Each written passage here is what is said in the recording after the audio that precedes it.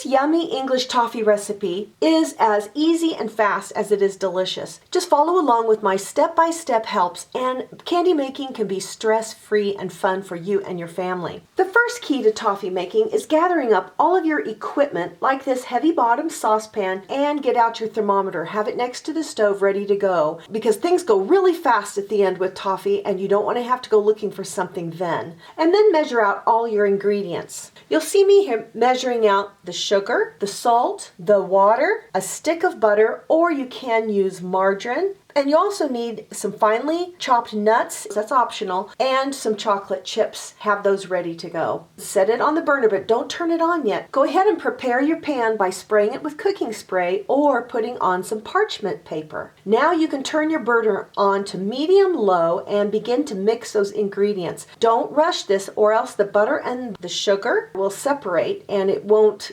cook right. So bring it to a boil slowly, and then put your thermometer on the edge of the pan and watch it. Stir with your wooden spoon, another key because it doesn't get hot in your hand. When it starts to boil, you just continue to watch it, and the water will kind of boil out. It'll get thicker, and then watch this color turn from that beautiful yellow to a very deep golden amber color. Here you could see it from above as well in the saucepan. We'll be heating this up to almost 290 degrees, so it's best if adults do this part of the recipe. And as soon as it hits about 275, watch closely, because those last few degrees go up very fast, and it turns a real dark caramel brown, and it hits about 290, and then you take it immediately off of the stove. Now this will set up pretty fast, so that's why we need to be ready. You could add some nuts to it if you want, that's optional. Don't scrape the bottom too much, because there might be a little bit of scalded particles on the bottom. Then make sure it's kind of as even as possible across the entire surface, and let it cool. While it's cooling, you'll put your chocolate chips into the microwave. These are great steps for the kids to help you with. And then spread it over the top of the cooled toffee. Now some people put the chocolate chips on the hot toffee and let the toffee actually melt the chips and spread it. But this is the way I do it.